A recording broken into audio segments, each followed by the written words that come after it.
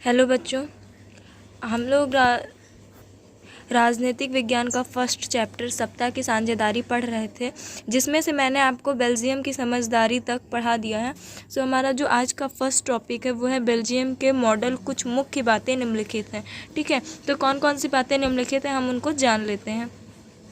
संविधान में इस बात का स्पष्ट प्रावधान है कि केंद्रीय सरकार में डच और फ्रेंच भाषी मंत्रियों की संख्या समान रहेगी। ठीक है, संविधान में कुछ बातें निर्धारित कर दी गई, स्पष्ट रूप से बता दी गई कि जो केंद्रीय सरकार है हमारी, उसमें डच और फ्रांस भाषी मंत्रियों की संख्या समान रहेगी। समान रहेगी मतलब फ्रेंच और जो डच भाषी मंत्री हैं वो बराबर में रहेंगे, जिससे कि फ्रेंच भाषा वाले लोगों को भी उतने अधिकार प्राप्त हो जितने डच भाषा वाले को, और उतना जितना डच भाषा वालों को हो उतना ही फ्रेंच भाषा वाले को, मतलब किसी के भी साथ अन्याय ना हो। ठीक है, और ये कब हो सकता है? जब दोनों मंत्री, जब दोनों लोग एक उस पद पर होंगे जहाँ पर दोनों के लिए बराबर का फैसला लिया जा सके। ठीक है, तो किसी एक समुदाय के लोग एक तरफा फैसला नहीं ले सकते। ठीक है, मतलब कोई भी एक तरफा फैसला नहीं ले सकता। अपनी जात को देखकर वो फैसला, अपनी भाषा को देखकर वो फैसला नहीं ले सकता। उसको फैसला सबके लिए बराबर लेना होगा। ठीक है, केंद्र सरकार की अनेक शक्तियां देश के 2 इलाकों की क्षेत्रीय सरकार को सुपर्द कर दी गई हैं, यानी राज्य सरकारों केंद्रीय सरकार के अधीन नहीं है। ठीक है, देखो बच्चों, जो राज्य सरकार है हमारी वो केंद्र सरकार के अधीन नहीं है, मतलब उनके ऊपर डिपेंड नहीं है। ठीक है, और क्या किया गया है, इनको मतलब अनेक शक्तियां जो देश की हैं, इन्हें 2 इलाके, ठीक है, 2 इलाके मतलब 2 जगह के क्षेत्र सरकारों को सुपर्द कर दी गई हैं। ठीक है, दे दी गई हैं। इसके बाद बच्चों जो हमारा बेसल्स है, इसमें 2 मतलब सरकार अलग है, पर इनमें दोनों समुदायों को समान प्रतिनिधित्व मतलब समान अधिकार दोनों समुदायों को मिलता है। किसी भी समुदाय के साथ अन्याय नहीं होता है। ठीक है, सो केंद्रीय सरकार राज्य सरकार के अलावा यहाँ एक तीसरी स्तर की सरकार भी काम करती है। ठीक है बच्चों, केंद्र सरकार और हमारी राज्य सरकार, 2 सरकारें आपको मैं पढ़ा चुकी। ठीक है, इससे आगे जिन्होंने हमारे देश के लिए मतलब अपने अपने समुदाय के लिए अच्छे अच्छे फैसले किए। ठीक है, किसी के भी साथ अन्याय नहीं किया, एक तरफा फैसला नहीं किया। इन 2 सरकारों के साथ एक और सरकार होती है, मतलब 2 स्तर की सरकार हम जान चुके। ठीक है, एक स्तर की और होती है, यानी सामुदायिक सरकार। ठीक है, एक सामुदायिक सरकार होती है। इस सरकार का चुनाव एक ही भाषा बोलने वाले लोग करते हैं। ठीक है, इस जो ये चुनाव है, ये चुनाव एक ही भाषा मतलब जो एक तरह की भाषा बोलते हैं वो लोग इसका चुनाव करते हैं। डच, फ्रेंच और जर्मन बोलने वाले समुदायों के लोग चाहे वो जहाँ भी रहते हों इस समुदाय सरकार को चुनते हैं। ठीक है, देखो बच्चों, डच, फ्रांच मतलब तरह तरह के लोग, तरह तरह के, हर इंसान की अपनी अलग भाषा होती है। ठीक है, तो वो कोई भी इंसान हो, मतलब वो मतलब जैसे कि जो फ्रेंच बोलने वाले हैं वो कहीं के भी हों, इस समुदाय का चुनाव वो कर सकते हैं। ठीक है, या फिर चुनते हैं। इस सरकार को संस्कृति, शिक्षा और भाषा जैसे मामलों पर फैसले लेने का अधिकार है। ठीक है, देखो बच्चों, हर सरकार के कुछ अधिकार होते हैं। ठीक है, और वो उन अधिकारों से आगे मतलब हर चीज़ की एक लिमिट डिसाइड होती है कि हाँ आप यहाँ से लेकर यहाँ तक के फैसले ले सकते हैं। अगर इसके आगे का कोई फैसला है वो आप नहीं, कोई और करेगा। ठीक है, तो इस मतलब हर इंसान की कुछ फैसले होते हैं जो वो करेगा। ठीक है, उसके आगे के वो फैसले नहीं कर सकता। वैसे ही जो हमारी सामुदायिक सरकार है ये सिर्फ शिक्षा, संस्कृति और भाषा जैसे मामलों पर ही फैसला ले सकती है। ठीक है, इसको सिर्फ इतने ही अधिकार प्राप्त हैं। आपको बेल्जियम मॉडल कुछ जटिल लग सकता है। ठीक है, जटिल मतलब बच्चों कठोर लग सकता है। यह बेल्जियम के लोगों के लिए भी जटिल है। ठीक है, ये वहाँ के लोगों के लिए भी कठिन है, पर यह मॉडल बेहतर सफल रहा। ठीक है, यह मतलब जो ये तैयार किया गया था चार्ट, ये बहुत बेहतर रहा। ठीक है, और इससे ना गृह युद्ध हुआ, ना किसी भी प्रकार की मतलब लोगों को ऐसा लगा कि उनके साथ अन्याय हो रहा है। ठीक है, परायापन हो रहा है। ठीक है, तो इसलिए ये काफ़ी सक्सेसफुल हुआ। यूरोपीय संघ का मुख्यालय कहाँ पर है पता है? ब्रसेल्स में है। ठीक है, अलग लोकतांत्रिक देशों ने इस समस्या का सामना कैसे किया। अलग मतलब अलग जो लोकतांत्रिक देश थे उन्होंने भी, मतलब देखो सब पे ये समस्या तो आई ही होगी, क्योंकि एक जगह बहुत तरह के लोग रहते हैं, ठीक है, तो सबको ये समस्या कहीं ना कहीं फेस करनी पड़ी होगी ना। तो भाई इन लोगों ने तो ऐसे इसको सॉर्ट आउट कर लिया, सही कर लिया, ठीक है।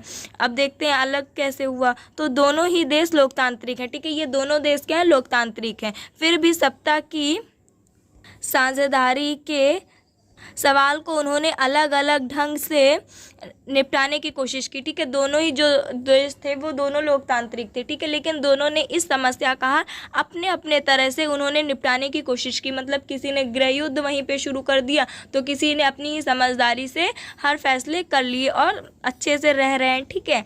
तो अपनी अपनी दोनों की सोच थी, दोनों ने जैसे जैसे दोनों को सही लगा उन्होंने वैसे वैसे निपटा लिया, ठीक है। बेल्जियम के नेताओं को लगा कि विभिन्न समुदाय और क्षेत्रों की भावनाओं का आदर करने पर ही देश की एकता संभव है, ठीक है। जो बेल्जियम के नेता लोग थे उन्होंने सोचा कि विभिन्न समुदाय मतलब तरह तरह के जात के लोगों के भावनाओं को, मतलब उनकी फीलिंग को आदर करना, रिस्पेक्ट करना, उनकी फीलिंग्स को समझना, और मतलब देश मतलब देखो आप किसी से दुश्मनी कर रहे हो, इसमें देश का ही तो नुकसान है, कब तक वो सहेगा, ठीक है। एक दिन वो सारे समुदाय मिलकर शुरू हो जाएंगे, वो सारे लोग, ठीक है। तो इससे अच्छा है कि हम सबकी रिस्पेक्ट करें, सबको समान मानकर चलें, इसी में अपने देश की भी भलाई है, ठीक है। इस एहसास के चलते दोनों पक्ष जो थे सत्ता में समझदारी करने पर सहमत हुए, ठीक है। एक समझदारी भरा निर्णय लेकर दोनों ने उस बात को वहीं पर ख़त्म कर दिया, ठीक है। श्रीलंका में ठीक उल्टा रास्ता अपनाया गया। श्रीलंका में क्या हुआ, इसी का जस्ट अपोजिट हुआ। उन्होंने क्या कहा, उन्होंने सिर्फ और सिर्फ अपने समुदाय के लिए, ठीक है, जो डच लोग थे वो उन्होंने क्या किया, सिर्फ डच के लिए लड़ते चले गए, ठीक है। तो ऐसे क्या हुआ, ऐसे लोगों में बेगानापन जाग उठा कि हाँ ये तो सिर्फ उनके लिए कर रहे हैं, ठीक है।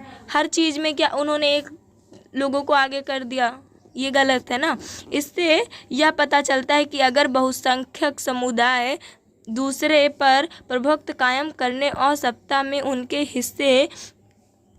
हिस्सेदार न बनने का फैसला करता है तो इससे देश की एकता ही संकट में पड़ सकती है, ठीक है। तो इससे क्या होगा, जिस दिन वो सारे समुदाय मिलकर एकजुट होकर शुरू हो गए, उस दिन क्या होगा, देश की एकता कैसे सही रह पाएगी, देश में एकता कैसे हो पाएगी, ठीक है। हमारा देश ही तो संकट में पड़ जाएगा, ठीक है। तो सत्ता की साझेदारी क्यों ज़रूरी है, सत्ता में साझेदारी क्यों ज़रूरी है। सत्ता का बंटवारा ठीक है, ठीक है, सत्ता का बंटवारा ठीक है, क्योंकि इससे विभिन्न सामाजिक समूहों के बीच टकराव का उद्देश्य कम हो जाता है। सत्ता का बंटवारा ठीक है, ठीक है, सत्ता का बंटवारा क्यों ज़रूरी है, इससे जो विभिन्न समुदाय मतलब तरह तरह की जो जाति के लोग होते हैं, समूहों के बीच टकराव का अंदेश कम हो जाता है। टकराव मतलब बच्चों उनके बीच युद्ध, लड़ाई झगड़े, ऐसी चीज़ें कम हो जाती हैं, ठीक है। सामाजिक टकराव आगे बढ़कर अक्सर हिंसा और राजनीतिक अस्थिरता का रूप ले लेता है, ठीक है। ये जो सामाजिक टकराव होते हैं लोगों के बीच, ये आगे चलकर क्या करते हैं, ये आगे चलकर अक्सर हिंसा का रूप ले लेते हैं, ठीक है, जैसे युद्ध टाइप का रूप ले लेते हैं। और राजनीतिक अस्थिरता मतलब देश की एकता संकट में डाल देते हैं, ठीक है। इसलिए सत्ता में हिस्सा देना राजनीतिक व्यवस्था के अस्तित्व के लिए अच्छा है, ठीक है। बहुसंख्यक समुदाय की इच्छा को बाकी सभी पर थोपना तत्कालीन तौर पर लाभकारी लग सकता है, पर आगे चलकर यह देश की अखंडता के लिए घातक हो सकता है। देखो बहुसंख्यक समुदाय हैं, ठीक है, इनकी इच्छा, ठीक है, एक की इच्छा लेकर आप बाकी सभी को वही करने के लिए मजबूर कर रहे हैं। चलिए मान लीजिए आज ये आपकी इच्छा सक्सेस हो गई, पूरी हो गई आपकी विश, आगे चलकर ये हमारे लिए घातक हो सकता है, नुकसानदायक हो सकता है, ठीक है। सत्ता की साझेदारी दरअसल लोकतंत्र की आत्मा है, ठीक है। लोकतंत्र का मतलब ही होता है कि जो लोग इस शासन व्यवस्था के अंतर्गत है उनके बीच सत्ता को बांटा जाए, ठीक है। लोकतंत्र का हमारा अर्थ क्या है, कि जो लोग इस शासन व्यवस्था के अंतर्गत है मतलब उसमें शामिल हैं, उनके बीच सत्ता को बांटा जाए, ठीक है। वैध सरकार वही है जिसमें अपनी भागीदारी के माध्यम से सभी समूह शासन व्यवस्था को जोड़ते हैं, ठीक है। सप्ताह की साझेदारी के रूप, सप्ताह का क्षैतिज वितरण, ठीक है। सप्ताह का क्षैतिज वितरण क्या है? शासन के विभिन्न अंगों में सप्ताह का बंटवारा करना। जो शासन है हमारा उसके विभिन्न अंगों मतलब तरह तरह की जगह सप्ताह का बंटवारा करना। उदाहरण, जैसे उदाहरण मान ले फॉर एग्जाम्पल भारत, ठीक है, विधायिकी, कार्यपालिका, न्यायपालिका, ये 3 रूप में बटी हुई है, ठीक है। इन सब के अपने अपने अधिकार हैं, अपनी अपनी लिमिट्स हैं। लिमिट्स मतलब बच्चों की ये इस यहाँ से लेकर यहाँ तक के फैसले ले सकते हैं, इसके आगे के फैसले ये नहीं ले सकते हैं। जैसे कि अगर किसी इंसान को बंदी बनाया गया है, ठीक है, और अगर वो अपील करता है किसको, न्यायपालिका को, तो वो क्या कर सकती है, वो उसे अपने समक्ष प्रस्तुत करेगी, ठीक है, उनसे पूछेगी। अगर उसे लगेगा कि हाँ ये बंदी बनाने जितना बड़ा इसका जुर्म नहीं है तो वो उसे रिहा करवा सकती है, ठीक है। ये सारे अधिकार न्यायपालिका के हैं। ऐसे ही कुछ अधिकार कार्यपालिका को और कुछ अधिकार विधायिका को दिए गए हैं, ठीक है। सरकार के बीच विभिन्न स्तर पर सप्ताह का वितरण, ऊर्ध्वाधर वितरण, उदाहरण भारत, केंद्रीय सरकार, राज्य सरकार, क्षेत्रीय सरकार, ये 3 सरकार और होती है। सामुदायिक सरकार, सप्ताह का बंटवारा विभिन्न सामाजिक समूह, ठीक है, भाषीय और धार्मिक समूहों के बीच भी हो सकता है। उदाहरण जैसे बेल्जियम में हुआ, ठीक है। सप्ताह के बंटवारे का एक रूप हम विभिन्न प्रकार के दबाव समूह और आंदोलन द्वारा शासन प्रभावित और नियंत्रित करने के तरीके में भी लक्ष्य कर सकते हैं, ठीक है। एक हम लोगों ने 2 तरीके हम लोगों ने देखे, एक जो उन्होंने समझदारी से अपनी अपनी बात को रखा और सरकार ने भी समझने की कोशिश की, ठीक है, और उनकी बात वैसे ही अच्छे से खो गई, और एक हम लोगों ने देखा उसी बात ने गृह युद्ध का रूप धारण कर लिया, ठीक है। सो बच्चों आपका ये चैप्टर आज कंप्लीट हो गया। इसमें आपके इतने टॉपिक्स थे जिनमें मैंने आपको सारे के सारे टॉपिक पढ़ा दिए हैं। सो आपका ये चैप्टर कंप्लीट हो गया। नेक्स्ट चैप्टर की वीडियो आपको बहुत जल्दी मिलेगी। तब तक आप इसे पढ़िए। कुछ ना समझ में आए प्लीज़ मुझसे कमेंट में बताइए, मैं आपको समझाने की पूरी कोशिश करूँगी। एंड आप मेरे चैनल को लाइक एंड सब्सक्राइब कर दीजिए।